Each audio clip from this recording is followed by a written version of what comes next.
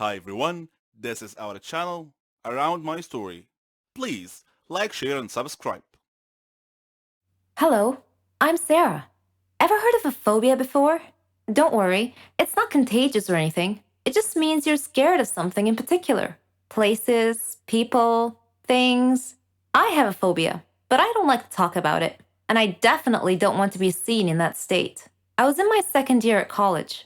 I had been very busy that semester because we had a lot of assignments, and it was fine. I mean, I liked studying and completing tasks, but I was never a nerd or a geek. No, I like to dress nicely too. I have my own fashion and style. It wasn't easy making friends though. There were two types of people at my school: smart nerds who couldn't care less how they dress, and complete airheads who dressed nice.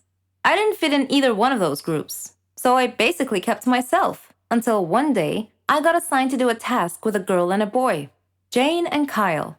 They didn't look nerdy at all, and I thought to myself, oh, great, looks like I'll be doing all the work. But when we started talking about the project, they didn't just sit there or toss ridiculous retorts. All three of us were having an actual conversation about the topic. I was so thrilled. It finally seemed like I belonged somewhere. We became friends and did everything together. We could tell each other anything. Well, not everything. I had one secret from my friends. I never told them I had a phobia. Anyway, a year later, Jane moved to Germany with her parents. She was going to finish college there. So it was just Kyle and I now. All through college, we were the best of friends. We even did our graduation project together. On graduation day, Kyle and I were supposed to go out for dinner. He wouldn't tell me where, said it was a surprise. And what a surprise it was. He had picked the highest tower in the whole city to eat dinner at the very top. I don't have a problem with high places in particular. In fact, I'm sure I'll love the view if I ever make it to the top. No, I had a problem with the elevator. A phobia, to be precise. So we were standing at the base of the tower, and Kyle was happily listing all the great features and restaurants up there, but I didn't hear any of it. I was too busy fretting, frozen to the spot, desperately trying to find a way out of the situation. I couldn't say no to Kyle, who was all excited to go up the tower, so I clenched it in and tried my best to stay calm. We got in the elevator, and the doors shut. I couldn't control what came after that. I was terrified, screaming and shouting hysterically, banging on the walls, then falling to the ground. Of course, I don't actually remember any of it. Kyle told me later on. The last thing I remember was the elevator doors shutting close. When I came to, I was at the hospital. Kyle was sitting by my bed looking worried. When he saw that I woke up and that I was feeling fine, he started laughing at me, saying, "Why didn't you tell me you had a phobia?" I felt ridiculous and started laughing too.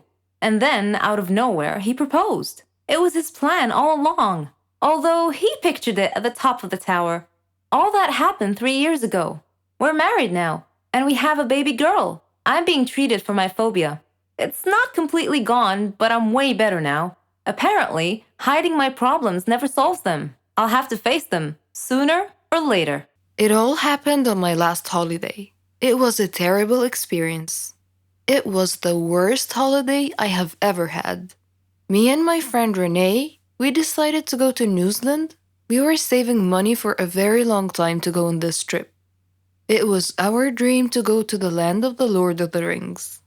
We had made reservations for flight at the end of July, and from that moment on, everything went wrong. It turned out that the flight was reserved for only one person, simply because a woman at the travel agency didn't understand us very well. I managed to reserve a flight, but a different one, so we couldn't go together. But I thought that it was not a big deal. My friend flew a few hours after me. I was going first. When I arrived at the airport, I was very happy because that meant that my holiday has just started and that nothing else could happen. And I was mistaken.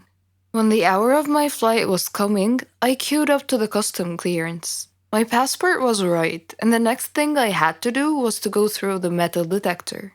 When I was passing through, it started to beep. I was so scared. I was taken aside immediately, and I felt like a thief. It was terrible. The custom officer had taken me to another room and she told me to undress.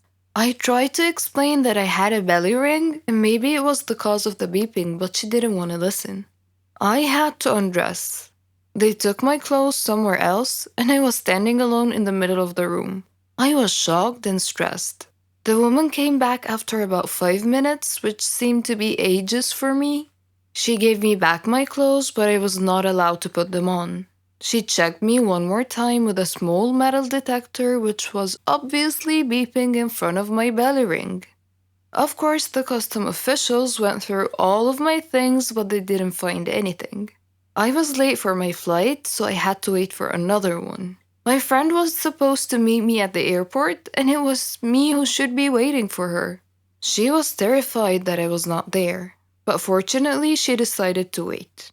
After that horrible flight, we met at the airport and we went to our hostel. It turned out that we expected something different, but it was not that bad, and we were too tired to look for something else.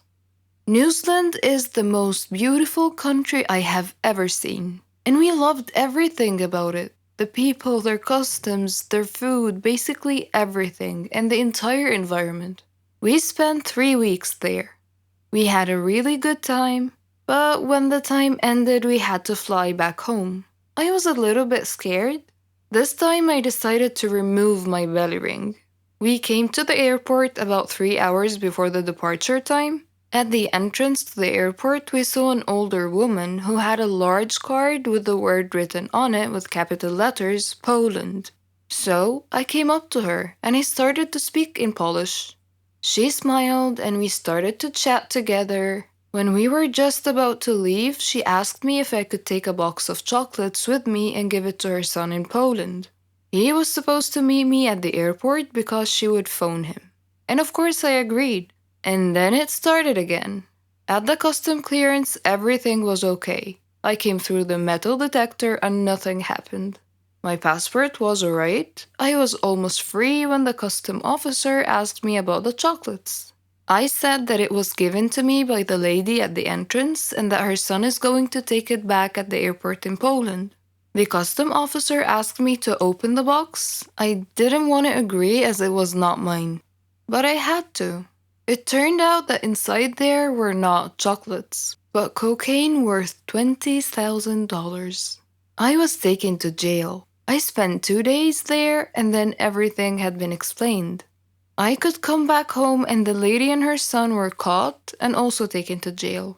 I don't have to explain why this was the worst holiday ever. Our feelings are always hard to control. We are humans after all. Sometimes we do things we can't explain, just because we feel that way. I had a student named Daniel, a sweet and innocent child. I was prepared to do anything for him, but don't judge me just yet. First, let me tell you my story. My name is Jolene. I'm a 21-year-old math teacher at a primary school. I live with my sister and my mother. My house was next to the school where I work. I love teaching, and I like teaching the students in creative ways. They loved me, and I loved them. Daniel was a special student, though.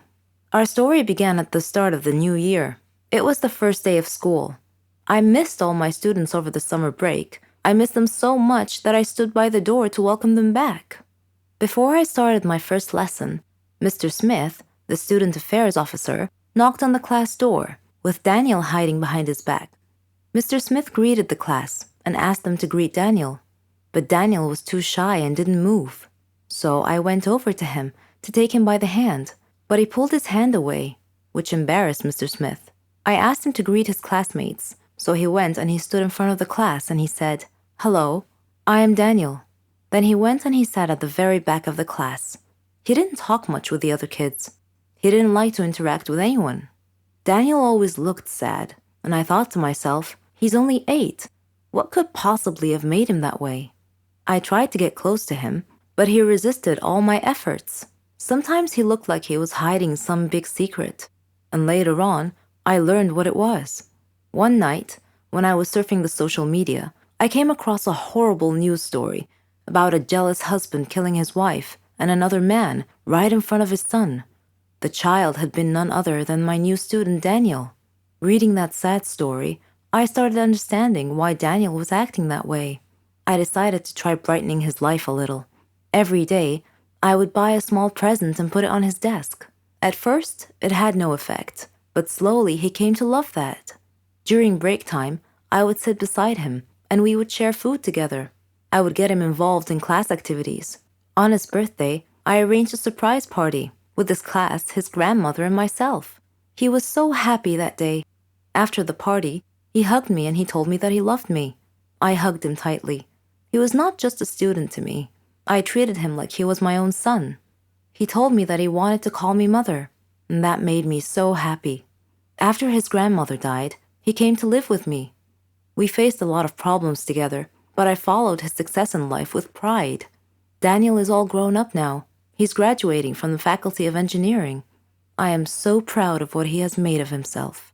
Before I got on the plane from Barcelona to Tokyo, I emailed the friend I was staying with. Please do not be shocked by my appearance. I look a little bit different. Also, I won't have any money when I arrive.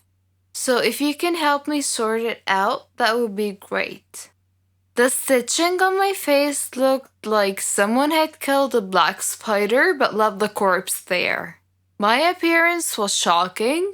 I gasped with horror whenever I accidentally glimpsed at myself in the mirror.